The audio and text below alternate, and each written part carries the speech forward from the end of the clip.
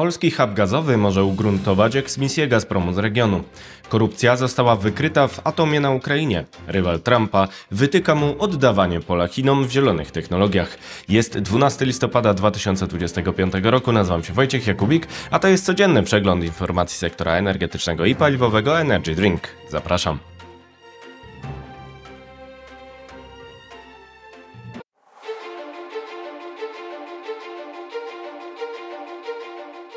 Partnerem kanału Energy Drink jest Orlen.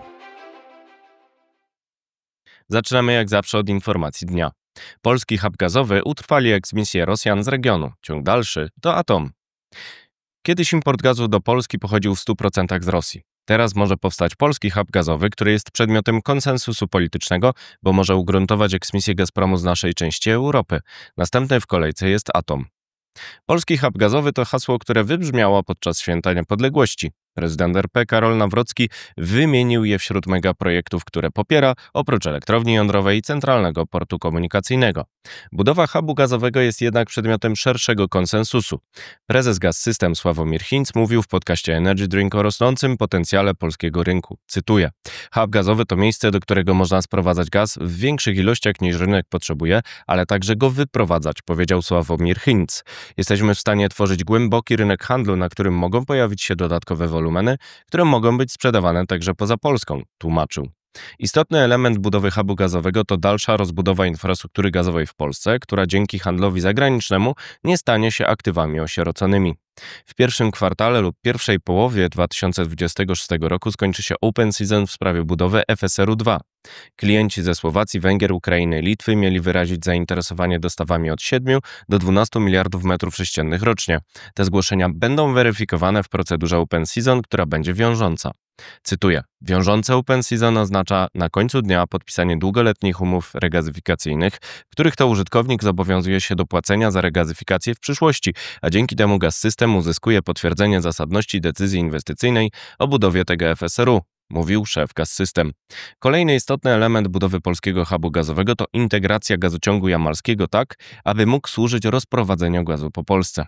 Pełna integracja gazociągu jamalskiego z krajowym systemem przesyłowym wraz z połączeniami międzysystemowymi spowoduje, że moce przesyłu przekroczą 40 miliardów metrów sześciennych rocznie. Oznacza to dwukrotność obecnych potrzeb, wskazywał prezes Gaz-Systemu Sławomir Hinc podczas konferencji Europower 2025 w Warszawie. Dwa kolejne kluczowe szlaki to autostrady gazowe odprowadzające LNG ze Świnoujścia przez Śląsk na Podkarpacie oraz z Gdańska na granicę z Ukrainą. Rozwój handlu z użyciem infrastruktury ukraińskiej pozwoli zwiększyć eksport w tym kierunku, ale także reeksport w regionie. Polacy mogą według informacji Energy Drink słać nad Dniepr do 4 miliardów metrów sześciennych gazu rocznie. Orlen i Naftogaz podpisały list intencyjny o dostawach 300 milionów metrów sześciennych LNG w pierwszej połowie 2026 roku. Bardziej długofalowo jest możliwa umowa długoterminowa między tymi podmiotami, której los może zależeć m.in. od ciągu dalszego inwazji Rosji na Ukrainie. Jednakże infrastruktura ukraińska może posłużyć do rozprowadzenia gazu po regionie. Magazyny gazu oraz gazociągi przesyłowe Ukrainy stoją otworem po zakończeniu umowy przesyłowej Gazprom-Naftogaz z końcem 2024 roku. Jej wygaśnięcie obniżyło eksport Rosjan do Europy do poziomu najniższego od 1975 roku. Szlak przez Polskę i Ukrainę dalej do Europy jest obecnie najtańszy z punktu widzenia opłat przesyłowych. Najdroższe są dostawy przez Słowację, która zmaksymalizowała opłaty, by zrównoważyć spadek wykorzystania jej infrastruktury. Odpowiednia polityka taryfowa może sprawić, że szlak polski będzie wygrywał z dostawami przez gazoporty greckie, niemieckie i krajów Beneluxu. Z tego względu istotne są np. zgodne zabiegi ośrodka rządowego oraz prezydenckiego o umowę gazową na Słowacji. Rozmowy na ten temat toczą się od dłuższego czasu. Według informacji podcastu Energy Drink w grę wchodzi m.in. umowa Orlen i słowackiego SPP. Temat pojawił się podczas wizyty prezydenta Nawrockiego w Bratysławie w październiku. Orlen miał go także omawiać na szczycie PETC w Atenach, gdzie został podpisany list intencyjny Orlenu z Naftogazem. Rozwój handlu nierosyjskim gazem za pośrednictwem Polski może dać alternatywę ostatnim klientom Gazpromu.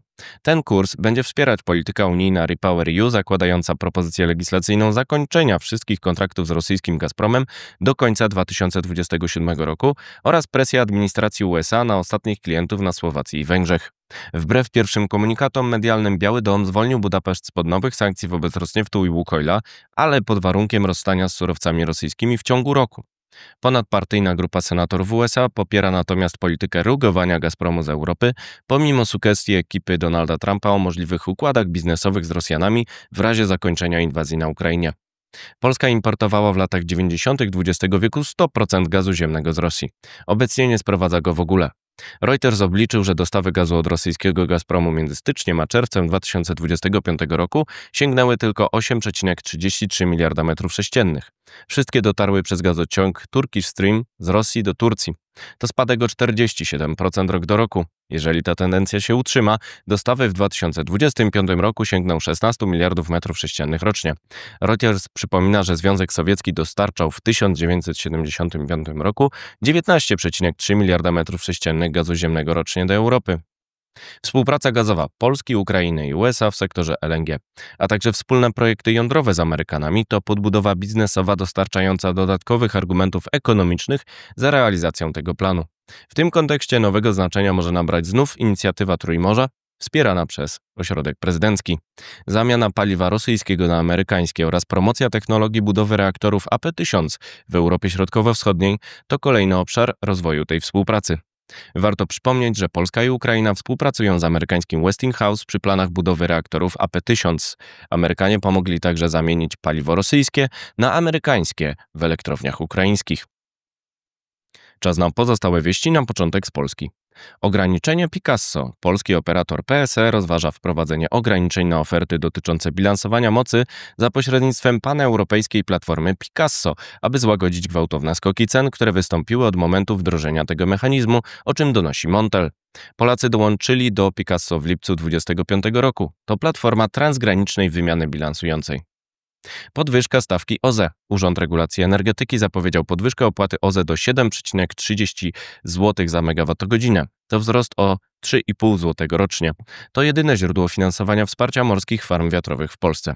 Druga tura aukcji offshore jest zaplanowana na 17 grudnia. Są chętni wśród spółek Skarbu Państwa jak Orlen i PGE.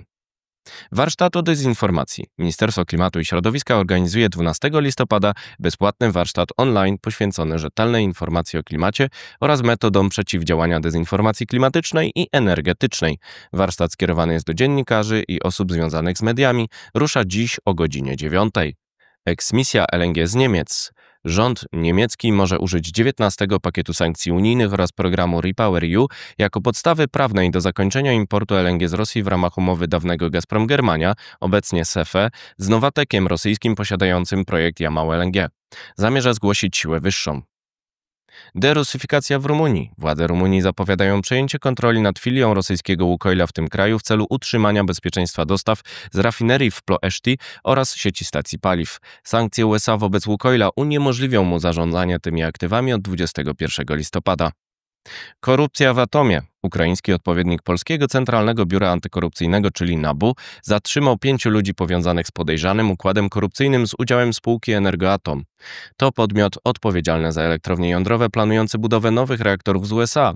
NABU podejrzewa zmowę przy przetargach. Podejrzany jest Timur Mindic, dawny współpracownik obecnego prezydenta Wołodymyra Zełańskiego. Jeszcze wieści ze świata. Drogie sankcje. Przecena rosyjskiej ropy Urals w portach bałtyckich jest najwyższa od początku roku. Wynosi już prawie $20 na baryłce. Rosjanie muszą ustępować z marży przez ryzyko sankcji zachodnich na czele z tymi USA wobec Rosnieftu i Łukoila. Rosjanie zarobili na gazie i ropie o 20% mniej w 10 miesiącach 2025 roku w porównaniu do analogicznego okresu zeszłego roku. Blokada w Iraku. Rosyjski Łukoil musiał ogłosić siłę wyższą i zatrzymać wydobycie ropy w Iraku ze względu na sankcje USA wobec tej firmy wchodzące w życie 21 listopada. Irakijczycy zatrzymali płatności na rzecz Łukoila w celu uniknięcia sankcji drugiego rzędu. Mogą oczekiwać zakończenia kontraktu przez niewywiązywanie się z dostaw. To może być preludium do nacjonalizacji złoża West Kurna 2. Rywal Trumpa, gubernator Kalifornii Gavin Newsom, krytykował politykę administracji Donalda Trumpa podczas szczytu COP30 w Brazylii. Newsom jest brany pod uwagę jako kandydat na prezydenta z Partii Demokratycznej. Jego zdaniem USA ustępują miejsca na rynku zielonych technologii Chinom, a podejście Trumpa jest, cytuję, głupie. Partyzantka. Wenezuela ma szykować opór w postaci partyzantki na wypadek ataku lądowego USA sugerowanego przez Donalda Trumpa, który powiedział, że po uderzeniach na morzu w kartele narkotykowe, cytuję, następny będzie ląd. Stany mają rozważać różne opcje, w tym operację lądową.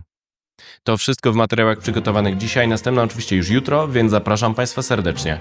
Do zobaczenia, do usłyszenia.